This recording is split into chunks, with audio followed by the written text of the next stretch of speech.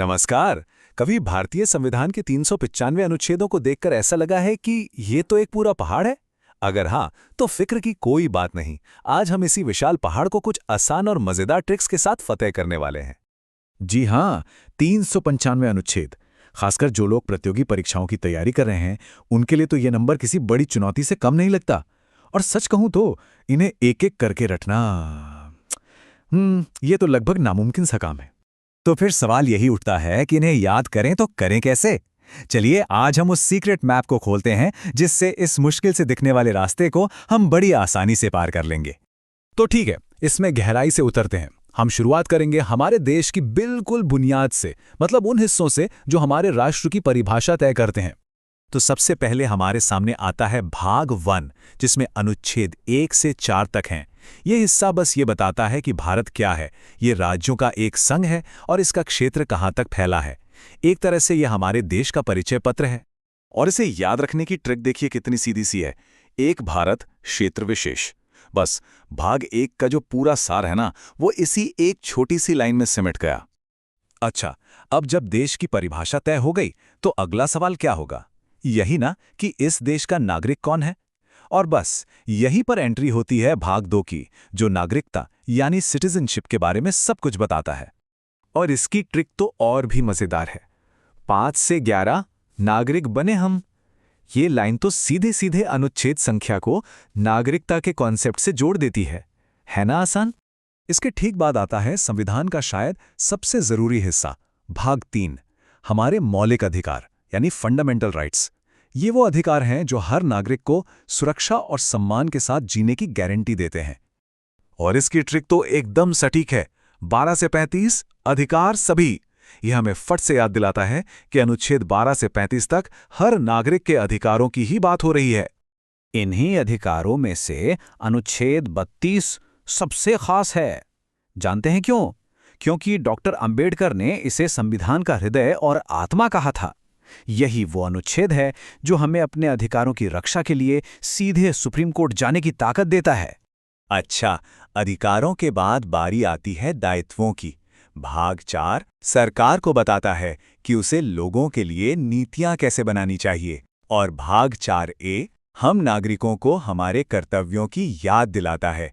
चलिए अब कहानी में थोड़ा और आगे बढ़ते हैं और ये देखते हैं कि सरकार का पूरा ढांचा यानी कि सिस्टम काम कैसे करता है, बिल्कुल टॉप से लेकर बॉटम तक। यहाँ एक बहुत ही दिलचस्प पैटर्न देखने को मिलता है।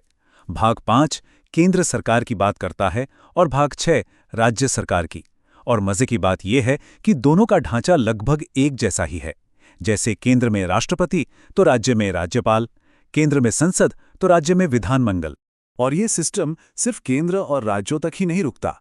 भाग 9 में पंचायतों, जिन्हें हम गांव की सरकार कह सकते हैं, और भाग 9A में नगरपालिकाओं यानी शहर की सरकार का भी पूरा प्रावधान है। तो अब तक हम सरकार का ढांचा समझ गए हैं।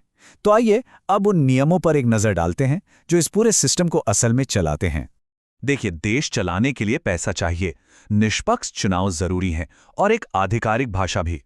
तो भाग 12 वित्त यानी फाइनेंस को, भाग 15 चुनाव यानी इलेक्शंस को और भाग 17 राजभाषा को संभालते हैं। ये सब देश की जरूरी प्रशासनिक मशीनरी हैं। लेकिन जरा सोचिए, अगर देश पर कोई बड़ा संकट आ जाए तो क्या होगा? इसी के लिए संविधान में भाग 18 है, जिसमें आपातकाल यानी इमरजेंसी से जुड़े सारे प्रावधान दिए गए हैं। इस एक ट्रिक से 3 तरह के आपातकाल को इतनी आसानी से याद रखा जा सकता है। 352 राष्ट्रीय आपातकाल के लिए, 356 राज्यों में राष्ट्रपति शासन के लिए और 360 वित्तीय आपातकाल के लिए। सिंपल। हमारा संविधान कोई पत्थर की लकीर नहीं है, ये एक जीता जागता दस्तावेज है। मतलब इसे समय के साथ बदला जा सकता है। चलिए देखते हैं कि ये होता कैसे है और संविधान का समापन कैसे होता है। भाग 20 में सिर्फ एक ही अनुच्छेद है, 368, लेकिन यकीन मानिए ये बहुत शक्तिशाली है। यही वो अनुच्छेद है जो हमारी संसद को संविधान में जरूरी बदलाव यानी संशोधन करने की शक्ति देता है। और इसे याद रखने की ट्रिक भी बड़ी मजेदार है। 368 संशोधन गेट। ये सचमुच में एक गेट, एक दरवाजा है जो हमारे संविधान को समय के साथ प्रासंगिक बनाए रखता है। ठीक है, तो अब तक हमने टुकड़ों में अलग अलग ट्रिक्स सीखी, पर अब समय है उस एक मास्टर ट्रिक का जो इन सभी महत्वपूर्ण भागों को एक ही धागे में पिरो देगी। तो ये रही वो मास्टर की जो सब कुछ एक साथ जोड़ देती है। इसे एक कहानी की तरह याद करने की कोशिश करते हैं। सबसे पहले आती है राष्ट्र की नींव, यानी संघ और नागरिक। फिर आते हैं नागरिकों के अधिकार और सरकार की नीति। उसके बाद सरकार का ढांचा, मतलब केंद्र और राज्य। और आखिर में देश चलाने वाले मुख्य प्रावधान, पंचायत, चुनाव, आपातकाल और संशोधन। तो अब जब ये सारी चाबियां हमारे हाथ लग गई हैं, तो संविधान का कौन सा दरवाज़ा सबसे पहले खोलना चाहेंगे? इन ट्रिक्स का इस्तेमाल करके सीखने का ये सफ़र और भी ज़्यादा रोमांचक हो सकता है।